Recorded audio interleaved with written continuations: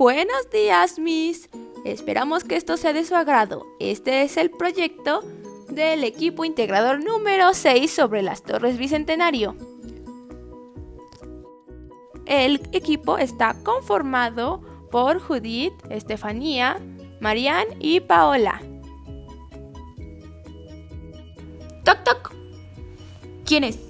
Es el conocimiento. Las Torres Bicentenario son un monumento construido en la ciudad de Toluca para conmemorar el bicentenario del inicio de la lucha de la independencia de México. La obra consiste en 2 torres entrelazadas con una altura máxima de 65 metros, aunque originalmente el proyecto contemplaba las torres de 100 metros de altura, una base de 30 metros de diámetro y en la parte más alta con un diámetro de 6 metros. Su diseño es contemporáneo.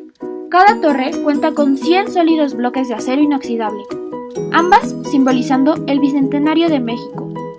El trazo de las torres muestra una silueta limpia y simple, sugiriendo con ello el camino y la dirección hacia el futuro. Las torres, en su forma entrelazada, confieren al espectador una sensación de movimiento constante e ininterrumpido. La iluminación juega un papel importante, ya que, al observar el monumento, permite redimensionar formas y volúmenes en una amplia gama de tonalidades cromáticas. En la parte superior se colocó un faro que proyecta su luz hacia el infinito. En la parte inferior del foro se encuentra un cilindro de granito bañado permanentemente con agua, símbolo de la transparencia.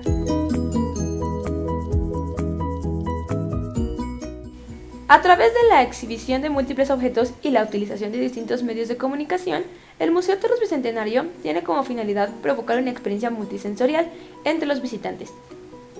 La historia que se cuenta es el devenir del Estado de México desde la época colonial hasta nuestros días, precisando algunos de los hechos políticos, económicos, sociales y culturales que se sucedieron a lo largo de los 200 años de vida independiente. La exposición se encuentra dividida en 4 núcleos temáticos que marcan momentos históricos trascendentales en la historia nacional que influyeron en el espacio de nuestro territorio. Las líneas del tiempo suspendidas en el techo de la estructura metálica sitúan al visitante en el año y el lugar de distintas acciones que merecen una reflexión individual y colectiva. Más adelante hablaremos de eso. Por el momento necesito decirles que el recinto se encuentra en la avenida José María Morelos, esquina con Alfredo del Mazo, Colonia Ferrocarriles Nacionales, con el código postal 570, en Toluca, Estado de México. Los horarios son de martes a domingo, de 10 de la mañana a 6 horas. Los miércoles pagas 10 pesos y los domingos la entrada es gratuita. Les dije que veremos los núcleos y aquí están. O sea, sí, usted que está escuchando esto, a ver si se ríe con esto. Comenzamos. Los ejes temáticos son los siguientes: la lucha por la nación, gestiones de libertades, el orden de las instituciones, identidad, modernidad y presente. El núcleo 1 es la lucha por la nación de 1778 a 1821. Aquí se aprecian los antecedentes virreinales que contribuyeron a la gestión de los movimientos independentistas en el curso por los intentos que se hicieron por consolidar un país con instituciones que garantizaran condiciones más justas a los pobladores. El territorio de lo que hoy es el Estado de México formaba una parte de la división política de la Nueva España, reconoció con el nombre de independentistas, en donde la región era un elemento coercionador de la sociedad. Los objetivos aquí expuestos dan cuenta del espíritu religioso que impregnaba la sociedad de finales del siglo XVIII. La vida cotidiana giraba en torno a los estatutos que dictaba el clero. Así, la educación estaba encaminada a preservar los valores de la moral cristiana y los registros de nacimientos y muertes eran celosamente resguardados por la Iglesia. El arte también estuvo influenciado por esta perspectiva. La mujer de clase alta refugiaba sus horas de ocio en la costura, el bordado, tertulias en las casas donde no podía faltar en té. Tradición europea que impregnó las costumbres neohispanas. La pintura de personajes clave de la lucha y la independencia, así como las armas y la ropa de la época posterior a 1810, tienen su propia historia personal, como el gabán con el nombre de José María Morelos y Pavón, o la reja de la cárcel de Tejupilco, en el cual estuvo presa la insurgente Leona Camila Vicario. Estos son objetos que pueden apreciarse y admirar como reliquias únicas que se han conservado hasta nuestros días. El núcleo 2 es la gestión de libertades de 1821 a 1867. Una vez consumada la independencia de México, se desencadenaron infinidad de conflictos, tanto políticos como sociales. Los primeros intentos de organización como nación arrancaron al ya Estado de México, su capital, iniciando así una peregrinar de culminaria en 1830, cuando finalmente se establecería en Toluca. La presidencia de la República provocaría envidias y luchas entre los grupos que comenzaron a conformarse para dar nacimiento a liberales y conservadores. Esta pugna permaneció a lo largo del siglo XXI-XIX, tiempo en el que la cultura comenzó a tomar nuevos rumbos y nuevos protagonistas surgieron. Las piezas y documentos que se muestran en este núcleo permiten conocer distintas propuestas de gobierno y formas de organización políticas, económicas y sociales, tanto en el Estado de México como a nivel nacional.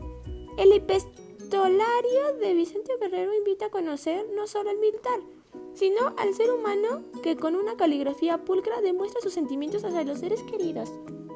Dando que fue un largo periodo de luchas internas, las indumentarias militares o los objetos bélicos son abundantes. En esta época, lo mismo que los estandartes de los distintos batallones que participaron en las innumerables batallas. Mención especial, reciben a través de proyecciones dos figuras emblemáticas que coinciden en el tiempo, pero bajo circunstancias opuestas, Juárez y Maximato.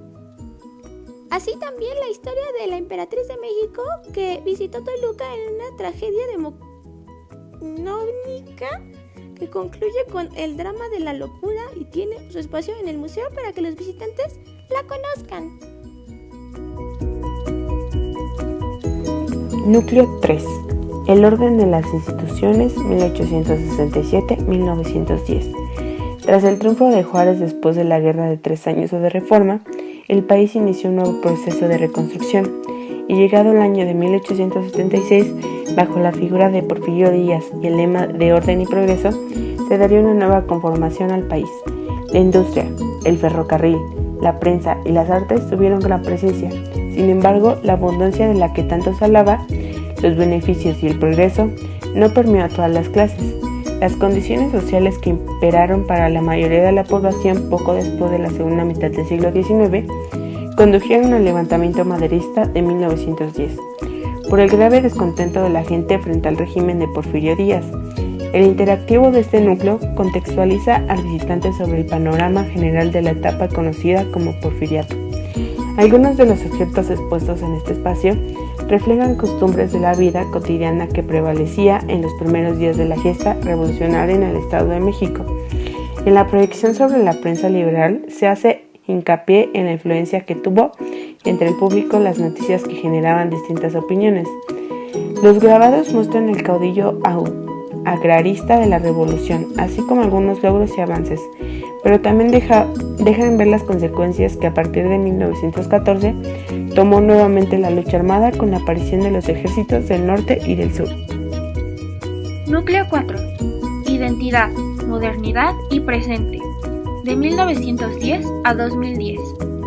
En los años que siguieron a 1914, en el contexto nacional y todavía bajo el pretexto de la bola, se libraron grandes batallas en el norte del país, como se puede ver en el área multimedia diseñada para grupos. Por otra parte, en nuestro Estado de México fuimos carrancistas, zapatistas, constitucionalistas, hasta que, promulgada la Constitución de 1917, la lucha revolucionaria tomó un rumbo encaminado a reformular un Estado de Derecho, a través de la conciliación de intereses entre las facciones que habían contribuido a la caída del régimen usurpador de Victoriano Huerta. El núcleo, que abarca de 100 años, muestra objetos todavía muy presentes de nuestro entorno próximo pasado, como la bandera constitucionalista y el albardón del general Felipe Ángeles, los kepis de gala del general Agustín Millán, así como los billetes del ya muy entrado siglo XX. Son muestras palpables de la vida cotidiana que les tocó experimentar a muchos de nuestros padres o a nuestros abuelos.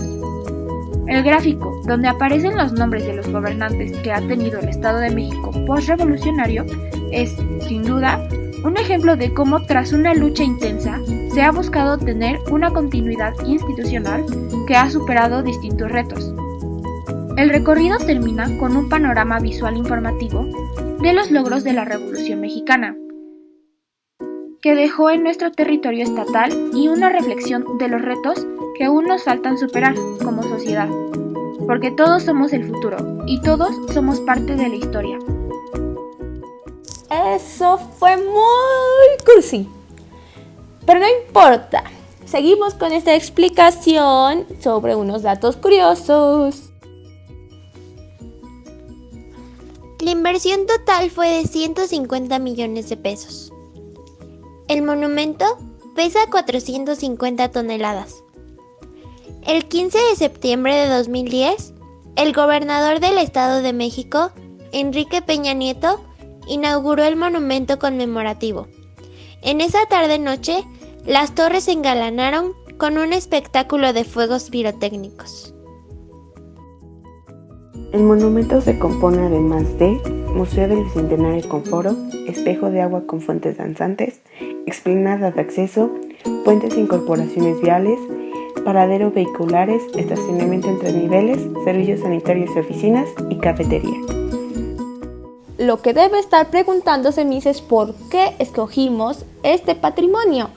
Y no solamente porque estaba bien cerca de donde estamos, sino porque nos interesa la independencia. No, no es cierto, usted sabe que eso no es verdad. Pero sí fue muy interesante ir y ver las líneas del tiempo que tenían, porque en realidad sí sirven. Sí aprendes y sí vas viendo los personajes y lo que hizo y en qué tiempo y toda la cosa. Nunca pensé en ir, pero ya que fuimos nos dimos cuenta que sí vale la pena, y por 10 pesos y luego gratis, es una ganga. Ya no sé ni para qué vamos a la escuela. Voy a ir a aprender al museo, Miss, lo lamento. Es una forma más didáctica de aprender.